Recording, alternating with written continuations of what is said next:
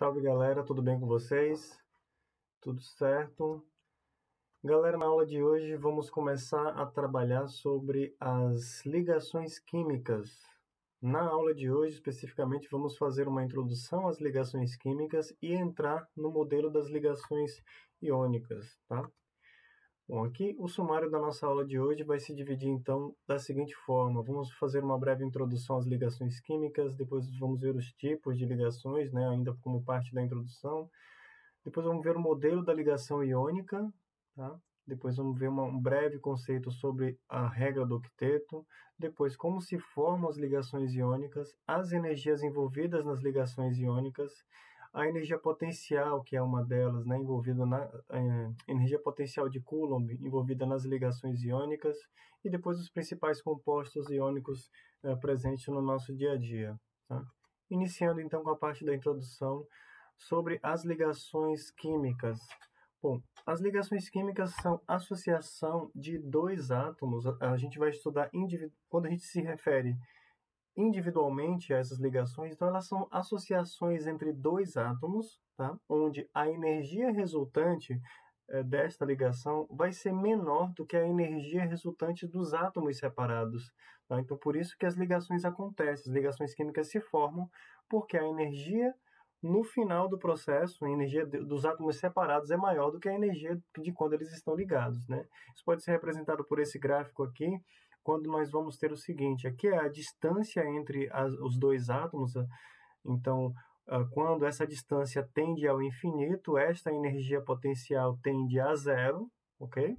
E quando estes átomos vão se aproximando, esta energia vai entrando num pulso de potencial, de maneira que a ligação ela vai ficar oscilando aqui, né? Ela fica oscilando dentro desta energia aqui, né? Então ela vai variando a energia, e quanto mais profundo é esse vale, mais forte é a ligação, ou seja, mais estável é a ligação e mais difícil também de quebrar, de romper essa ligação, tá? Então, dessa forma que a gente mede. Aqui nós temos os dois átomos separados, tá? Aqui também representado por essa equação.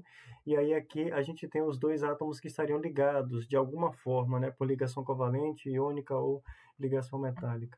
Bom, a ligação iônica é a ligação que acontece entre dois íons que estão se atraindo eletrostaticamente. E a ligação covalente é o compartilhamento de elétrons. A gente vai ver como que essas ligações acontecem. Ligação iônica é a ligação que acontece, como eu falei, a ligação é uma atração eletrostática, ela é a ligação que acontece entre os metais e os ametais, ou não metais.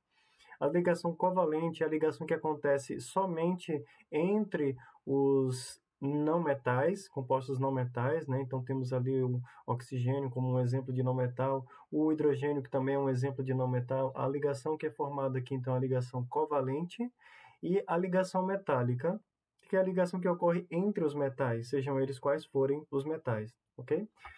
E, enfim, aqui nós vamos estudar então a ligação iônica, a ligação covalente, né? Mas uma ligação química é a força atrativa que mantém dois ou mais átomos unidos. A ligação iônica resulta da transferência de elétrons de um metal para um não metal, formando então os íons, tá? Então nós temos aqui o exemplo, né? Um ânion e um cátion que vão se atrair eletrostaticamente. E nós temos as ligações covalentes, que resultam do compartilhamento de elétrons entre dois átomos. Tá? Normalmente, essa ligação é encontrada entre elementos não metálicos. E a ligação metálica, que a gente não vai estudar aqui, é a ligação entre substâncias metálicas, ok? Entre elementos metálicos.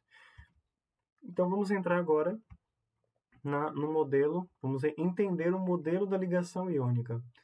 Bom, primeiramente a gente vai falar sobre uma breve abordagem sobre a regra do octeto. A regra do octeto diz que os elementos, tá, os átomos, eles têm uma tendência, né, a alcançarem o estado eletrônico dos gases nobres, tá, para atingir a sua estabilidade. Atingir a configuração eletrônica dos gases nobres significa que eles terão, na última camada, 8 elétrons, tá? Então, por ter 8 elétrons, a gente chama isso de regra do octeto. Tá? Os átomos tendem a ganhar ou perder elétrons, ou compartilhar, ganhar, perder ou compartilhar elétrons, até que eles estejam rodeados por 8 elétrons na camada de valência. Tá? 4 pares em termos de Lewis, né? Tem algumas exceções, é claro, a gente precisa cuidar, porque a regra do octeto ela é válida, é apenas um guia, né, que é válido com algumas exceções para os elementos do primeiro e do segundo período, tá? Então, do primeiro e do segundo período. Já do terceiro período em diante, podem ocorrer algumas exceções a esta regra do octeto, como a gente pode ver aqui, esse tetróxido de arsênio. Então, aqui nós vamos ver o seguinte, se cada ligação dessas aqui corresponde a um par de elétrons, então o que é que nós temos aqui? Ó? Nós temos 2, 4, 6, 8 pares de elétrons. Isso significam 16 elétrons que estão compartilhados e estão em volta desse átomo aqui, certo? Então temos aqui 4, 8, 12, 16, tá? Então, por isso que isso aqui é uma exceção à regra. Na realidade, o octeto é mais exceção do que regra, mas ele é um guia que nos ajuda a compreender o que acontece. Então, veja aqui. Temos aqui do lado dos metais, então nós vamos ver o seguinte. Os metais alcalinos, que eles estão na família 1A, eles têm apenas um elétron. Então, aqui é o bloco S. Lembram-se disso? Aqui é o bloco S. Então, no bloco S, nós vamos ter, o final da configuração, nós vamos ter aqui, ó, 2S1, 2S2. Então, o lítio e a família do lítio, eles tendem a perder esse único elétron que eles têm aqui, tá? Então, a configuração é 2S1, 3S1, 4S1, 5S1, 6S1, 7S1, assim vai. Então, eles tendem a perder esse elétron e aí eles atingem a configuração eletrônica do gás nobre que os precede, beleza? E, então, eles têm uma maior tendência. Além disso, se vocês se lembrarem da aula sobre as propriedades periódicas, a gente vai ter aqui duas propriedades que vai nos ajudar a compreender isso. Esse daqui, então, é a energia de ionização, que é a energia necessária, a energia liberada para ser perdido, para perder esse elétron, para ser arrancado um elétron. Então, nós temos o seguinte, você tem um valor de energia para que esse elétron seja perdido aqui, por exemplo, no lítio. Tá? Você tem um valor de energia que precisa ser fornecido para que ele perca esse elétron, certo? A distância entre a primeira ionização e a segunda ionização é imensa, entende? Então, a quantidade de energia para que ele perca mais um elétron é muito maior do que a primeira, portanto, ele só vai perder um elétron. No berílio, então, você tem uma energia para perder um elétron, tá? E aí ele fica com a configuração eletrônica parecida com a do lítio, e depois ele perde mais um elétron. Então, a energia da primeira ionização do berílio e da segunda ionização não são tão grandes. Já para a terceira ionização, já é muito grande. Por isso que estes compostos da família 1A, eles tendem a perder um elétron, e da família 2A, eles tendem a perder 2 elétrons. Por isso que é comum vocês encontrarem, por exemplo, sódio mais, magnésio 2 mais, potássio mais, cálcio 2 mais. Isso tem a ver com a energia de ionização, beleza? Já que é o contrário, aqui a energia para arrancar um elétron é muito maior, então ele não vai perder esse elétron, ele tem, ao contrário, aqui ele tem uma outra propriedade que é mais pronunciada, que é a afinidade eletrônica, a energia de afinidade eletrônica, certo? Então é o seguinte, por exemplo, o flúor, que é o elemento mais eletronegativo da tabela periódica, ele tem uma grande tendência a receber um elétron. Veja que todos os elementos aqui da família 17, do grupo 17 ou 7A, né, como queiram, eles têm 7 elétrons na camada de valência. Então, no caso do flúor, ele precisa apenas receber se ele receber um elétron, ele vai ficar com a configuração eletrônica do neônio. Já completou seu octeto, com apenas um elétron.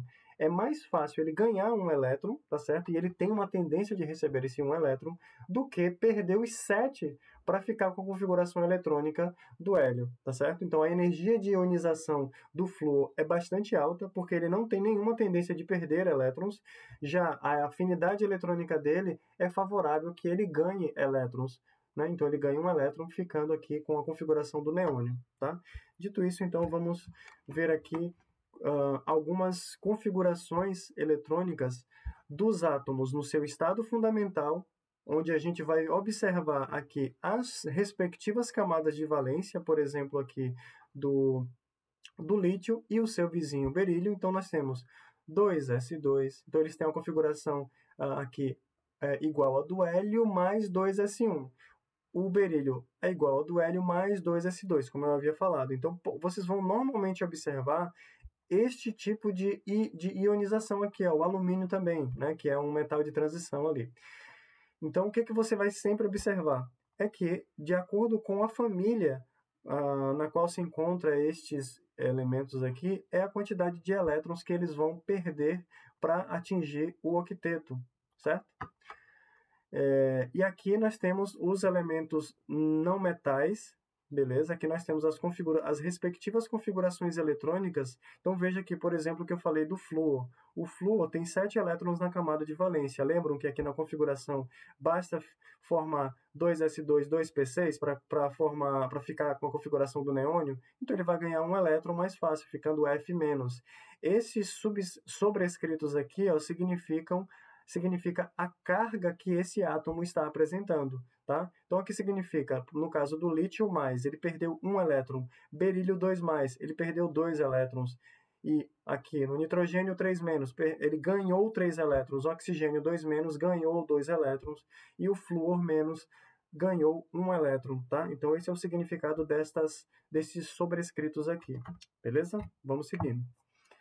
Bom, como é que a gente representa como é que a gente forma a fórmula molecular, como a gente expressa a fórmula molecular de um composto iônico? O que a gente vai observar? Bom, primeiro que eu já falei que os compostos iônicos, os átomos envolvidos na ligação iônica, eles apresentam atração eletrostática, certo? Entre cátions e ânions. Cátions são compostos com cargas positivas e ânions com cargas negativas. Então, dependendo da quantidade de cargas aqui, ó, tá? Você tem, por exemplo, A, X+, mais B, Y-. E aí, o que acontece? Para saber que tipo de sal, né? Que normalmente os compostos iônicos formam sais. Mas que tipo de composto iônico, qual seria a fórmula? Seria A, Y, B, X. Esse subscrito é a quantidade, é o índice, né? É a quantidade de átomos que está presente aqui. Por exemplo, Na mais Cl menos, que é sódio mais e cloro menos ou cloreto, certo? Então, como as cargas de ambos é igual a 1, então vai ficar assim, ó, Na1Cl1, ok? Então vai ser um átomo de sódio para cada átomo de cloro, tá? Agora nós temos aqui o oxigênio, 2 menos, tá certo? Então como é que vai ficar? Você vai precisar de 2 átomos de sódio, certo? Por quê? Para formar essa ligação aqui. Porque você vai ficar assim, ó, Na2O, beleza? Então é assim que se forma. Os cátions, como eu estava falando para vocês, eles são formados por elementos metálicos. Como tais, esses elementos metálicos eles têm uma baixa energia de ionização e uma alta energia de afinidade eletrônica. O que significa isso? Eles têm uma baixa tendência eles têm uma baixa energia de ionização, ou seja, eles perdem facilmente. A energia necessária para arrancar o elétron é baixa, portanto, eles perdem facilmente o elétron. Já a energia de afinidade eletrônica é maior, ou seja, eles não têm nenhuma tendência de receber elétrons. Já os ânions, como eu estava falando, que são os não metálicos, eles têm uma alta energia de ionização, ou seja, eles não, você precisaria de uma energia muito alta para arrancar elétrons destes compostos. Já a afinidade eletrônica deles, a energia de afinidade eletrônica é mais baixa, ou seja, eles precisam de pouca energia para receber elétrons, tá? Eles têm uma tendência, uma afinidade por elétrons.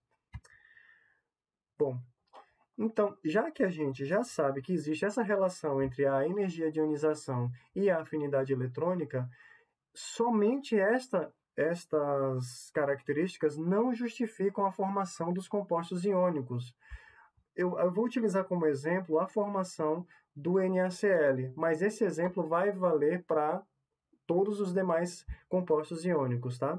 Então, vejam, por exemplo, aqui nós temos a energia de ionização ou seja, a energia necessária para se perder um elétron para cada mol de sódio no estado gasoso, 494 kJ por mol, beleza? Já no caso do cloreto, para que ele receba um elétron, ele tem uma energia de afinidade eletrônica negativa, ou seja, é favorável. Quando você tem uma energia baixa de alguma coisa, esse processo é favorável, certo? Quando você faz a operação algébrica aqui, você vai ter que a energia resultante é positiva. Se a energia resultante é positiva, significa que o processo não é espontâneo. Só que isso não se observa na natureza. Você observa que esse é um processo espontâneo para a formação da ligação iônica, tá? Então, o que os cientistas propuseram como hipótese e provaram, testaram essa hipótese e comprovaram é que você tem mais um fator que está contribuindo. É a chamada energia reticular ou energia de rede, que é a quantidade de energia liberada para a formação do retículo cristalino, tá certo? Onde nós temos aqui esse vale, ó, que é o vale da energia potencial mínima para a formação a energia potencial mínima do parâmetro de rede, certo?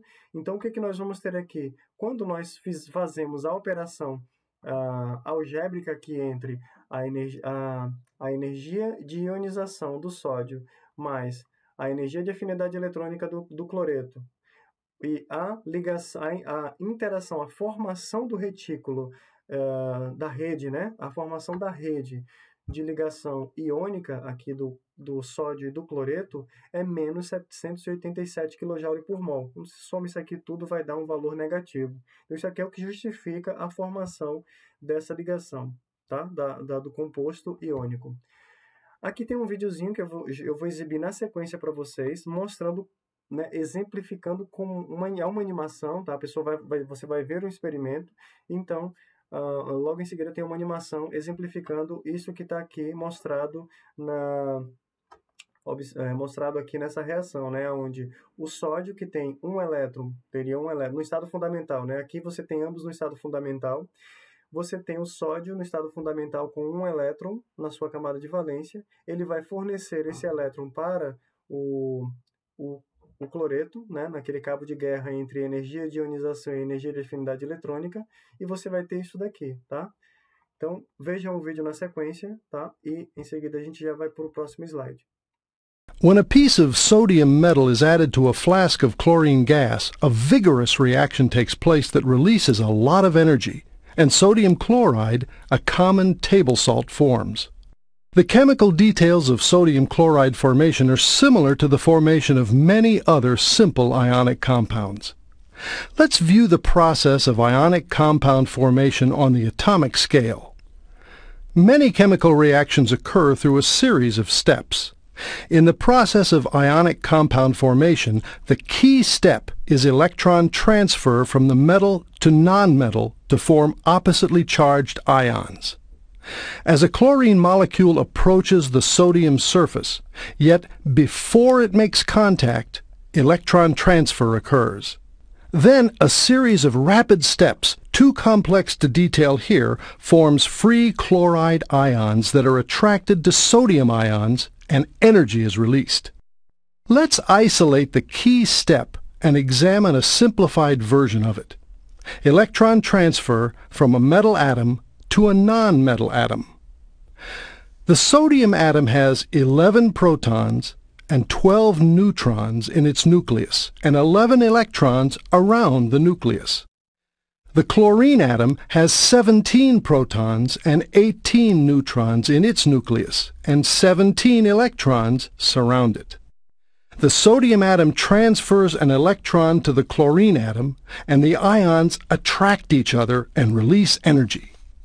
The loss of the electron converts the sodium atom into a smaller, positively charged sodium ion, Na+, while the gain of the electron converts the chlorine atom into a larger, negatively charged chloride ion, Cl-. Let's view this essential step once more. Electron transfer and ion attraction occurs countless other times between the sodium and chlorine. The large quantities of energy released vaporize tiny clusters of ions, and these attract others and release more energy. The clusters eventually aggregate and coat the walls of the flask. And even though table salt is not obtained this way, the product of this reaction consists of the same regular array of ions that makes up any sample of crystalline sodium chloride. Bom, vocês viram lá no vídeo, né, que o que aconteceu aqui. Você tem, então, um calor que é liberado quando você tem a reação de sódio metálico, tá? Sódio metálico mais gás cloro. Você coloca no recipiente o gás cloro e o sódio metálico, e você tem aí uma liberação de calor, ou seja, é uma reação exotérmica, certo? Você libera ali 412 kJ para cada mol de NaCl formado, tá certo? Então, o que nós temos ali acontecendo, tá? Então, isso daqui é o ΔH de formação, tá certo? Então, como a gente já sabe, é uma reação muito exotérmica, né? Então, o que nós vamos ter ali? Quais são todas as energias envolvidas nessa reação? Você vai ter, primeiro, a energia para que tanto o sódio quanto o cloro entre no estado gasoso e no seu estado fundamental, ok? Primeiro nós temos aqui a do sódio, depois nós temos a do cloro, e depois nós temos aqui a perda do elétron pelo cloro. Em seguida nós temos aqui, que é uma energia positiva, né? A necessidade, você precisa absorver uma determinada energia. Em seguida você tem o ganho deste elétron aqui pelo cloro, tá certo? E por fim você tem aqui você tem os dois, né?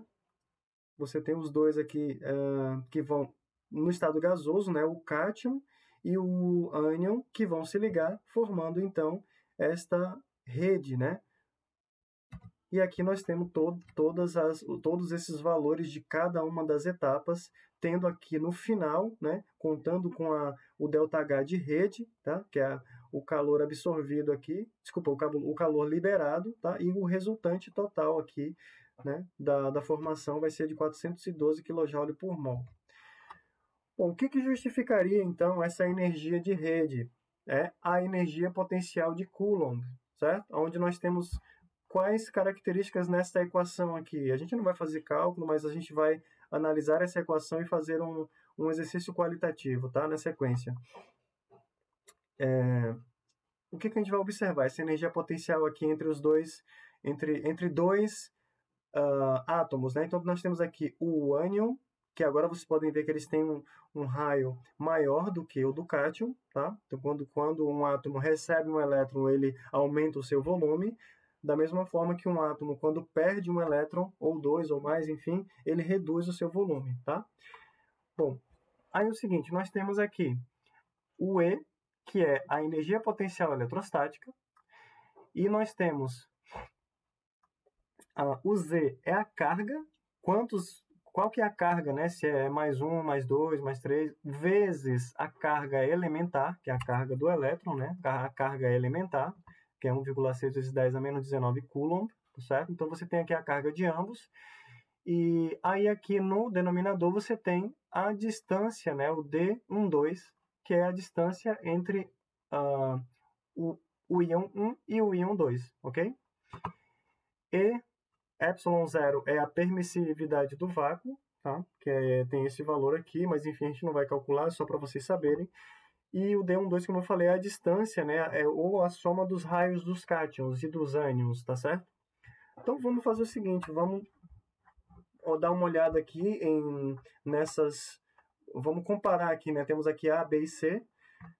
Vou fazer só de um aqui para vocês pegarem a lógica, para vocês saberem qual é a força, né, de atração entre os dois íons, né? Isso que dá para vocês compararem a dificuldade ou a facilidade de romper essa ligação, essa atração eletrostática aqui, né? Então vamos ver, aqui nós temos a energia, tá? A gente não vai calcular nada, a gente só vai olhar aqui e comparar qual que seria a energia de atração, a força de atração entre NaCl e comparar com o KCl. Vamos lá. Bom, todos eles têm a carga, eles têm uma única carga, tá? Então aqui é 1 mais, 1 menos, 1 mais, 1 menos. Então só o Z de cada um é igual a 1, tá certo? Então 1 vezes 1 dá 1. 1 vezes Z quadrado é E quadrado. Então E quadrado. Aqui em cima não muda nada. 4πε é uma distância, é um valor constante. O que vai variar entre cada um deles é a distância entre esses dois núcleos, né? O raio, a somatória do raio do cátion e do ânion, tá? Então, o que nós temos aqui? Que a energia é inversamente proporcional a essa distância. Vamos ver quem que é mais distante?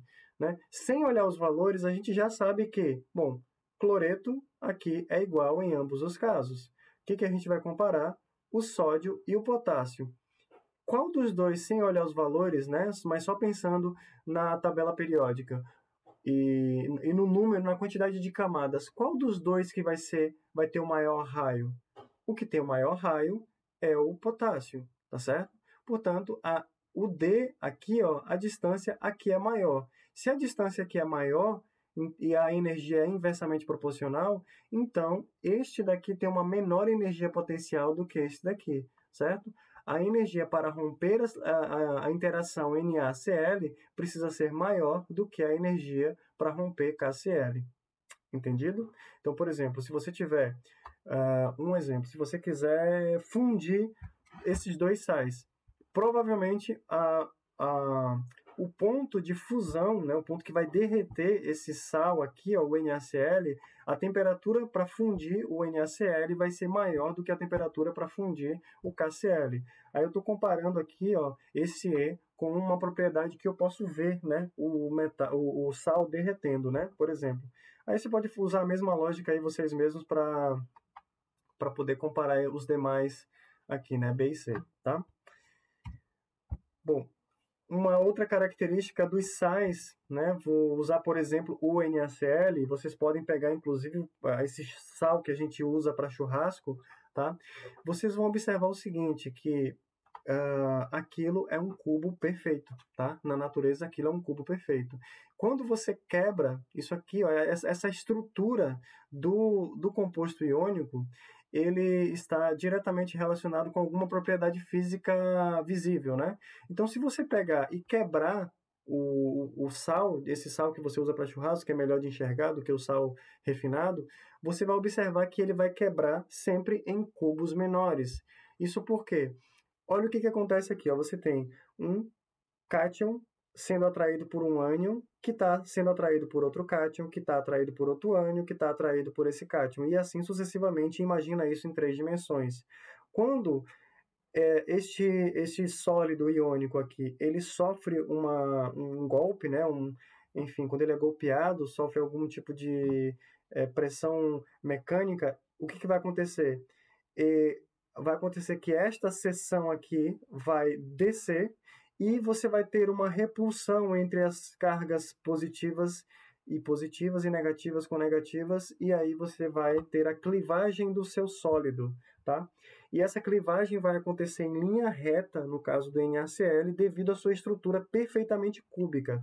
Tá? Isso vocês podem testar. Pega o sal de churrasco e dê uma quebradinha que vocês vão ver. Se tiver uma lente, se você pegar... Dá para você pegar e colocar uma gotinha de água na câmera do celular que ele aumenta, dá um zoom ali. Aí vocês vão ver o que eu estou dizendo. E esta característica física que vocês conseguem enxergar é explicada por essa estrutura tridimensional interna.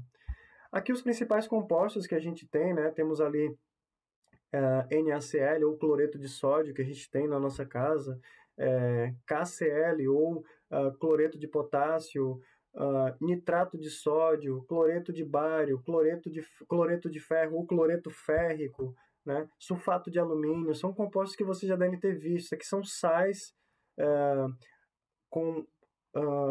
onde você tem um cátion metálico mais um ânion mono ou poliatômico. Aí você tem aqui um ânion, que é o cloreto, que é monoatômico, ou poliatômico, que é no caso do NO3, enfim. Aí você tem algumas bases de arrênios, onde você tem um cátion metálico mais um ânion hidróxido, né? Por exemplo, NaOH, né? Ou soda cáustica, ou potassa cáustica, ou hidróxido de magnésio, enfim, hidróxido de alumínio, hidróxido de níquel, tá? Então são bases de arrênios, tá? Alguns óxidos básicos, como óxido de sódio, óxido de potássio, óxido de cálcio e assim sucessivamente, tá? E, para fechar, nós temos aqui na nossa estrutura óssea o fosfato de cálcio, tá? O fosfato, como vocês podem observar aqui, ele tem uma estrutura... lembra daquele X ou Y que você cruza? Então, você poderia ter o seguinte aqui, ó. Você vai ter... para cada 3 cálcios, você terá que ter 2 fosfatos, tá? Então, você tem 3 cálcios e 2 fosfatos, numa estrutura tridimensional interna que ajuda na formação da nossa estrutura óssea, tá certo? E aí aqui, ó, por que essa estrutura aqui é o fosfato, que ele é poliatômico, mas ele tem uma estrutura, tem uma carga 3-, tá? E ele tem um comportamento quase que esférico, tá? Então por isso que ele forma essa estrutura tridimensional aqui. Beleza? Gente, por hoje era isso, essa aula sobre ligação iônica. Qualquer dúvida, entre em contato, manda e-mail, marquem atendimento. Um abraço a todas e todos vocês e até a próxima aula.